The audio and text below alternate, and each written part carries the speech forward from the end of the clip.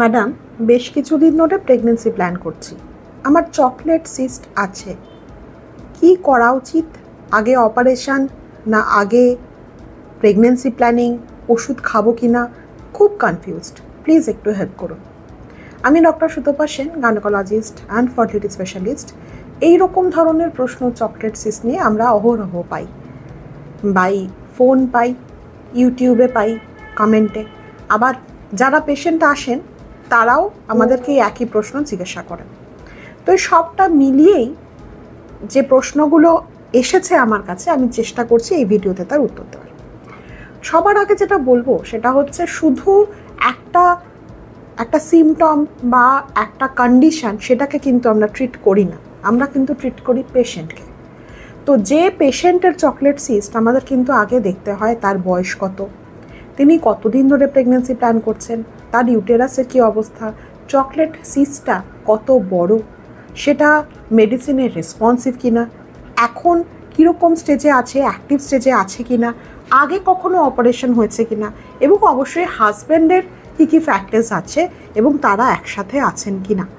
এই সমস্তটা দেখে আমরা তার জন্য একটা ভালো প্ল্যান দিই। তো খুব সংক্ষেপে কয়েকটা জিনিস যেগুলো আমাদের মাথায় রাখতে হয় প্ল্যানের জন্য, সেগুলো একটুখানি বলি, তাহলে আপনারা হয়তো নিজেরাই অনেকটা বুঝতে পারবেন। প্রথম কথা হচ্ছে যে, যদি ওয়াইফের ওভারিয়ান রিজার্ভ ঠিক থাকে চকলেট সিস্ট থাকা সত্ত্বেও, তাহলে আমরা চেষ্টা করি আগে মেডিসিনের দ্বারা যদি চকলেট সিস্টটাকে একটু কমিয়ে নেওয়া যায়, বা তাকে যদি একটু ইনঅ্যাক্টিভ স্টেটে নিয়ে যাওয়া যায়, এমএইচ ভালো মানে অবশ্যই 2-এর উপরে, এটা যদি করতে আমরা সক্ষম হই, তাহলে অনেক সময় আমরা নর্মালিও কনসিভ করার প্ল্যান দিয়ে থাকি। কিন্তু ধরুন এটা অতটা আমাদের অনুকূল হলো না, অর্থাৎ হয়তো চকলেট সিস্টটা অ্যাক্টিভ স্টেজে আছে বা ভীষণ বাড়ছে, তখন আবার এমএইচটা দেখা যায় হয়তো ধরুন খুব ভালো নেই, কম আছে। এইটা কিন্তু খুব একটা ডায়লেমার সৃষ্টি করে আমাদের কাছে, কারণ চকলেট সিস্ট যদি আমরা অপারেশন করি, সেই সাথে কিন্তু এমএইচটাও আরও অনেকটা কমে যায়, এবং অনেক সময় এরকম দেখা যায় যে সেলফ এগ নেওয়ার মতো এগই থাকে না, বা নর্মাল কনসেপশনের কথা আমরা তখন ভাবতেই পারি না। তো সেই সব ক্ষেত্রে আগে দেখা যায়, যদি এমএইচটা মাঝামাঝিও থাকে, যদি 3 মাস মতন ওষুধ দিয়ে আমরা আগে এগ যেগুলো আছে সেগুলোকে বের করে আইদার প্রিজার্ভ করা, অথবা হাজব্যান্ড যদি ম্যারিড হন তাহলে এমব্রায়ো হিসাবে প্রিজার্ভ করা, then surgery and followed by maybe আইভিএফের এমব্রায়ো ট্রান্সফার, এটা একটা প্রসেস হতে পারে।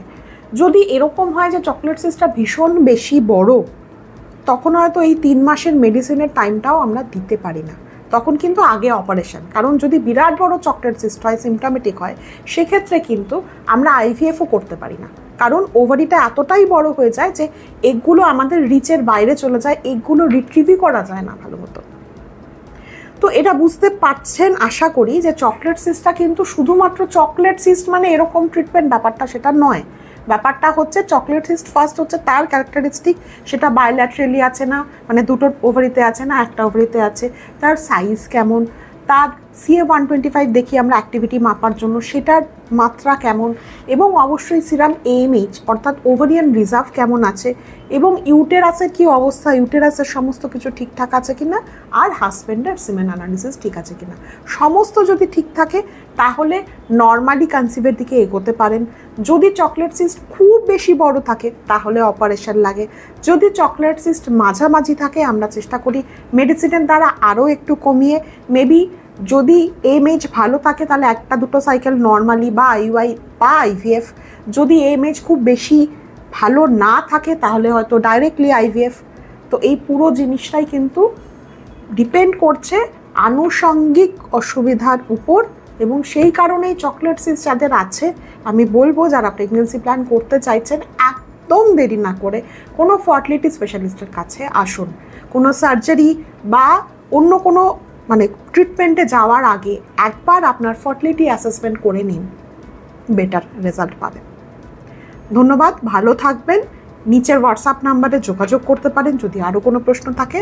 আমাদের টিম বা আমি চেষ্টা করব সাধ্যমতো আপনাদের প্রশ্নের উত্তর দেওয়ার। নমস্কার।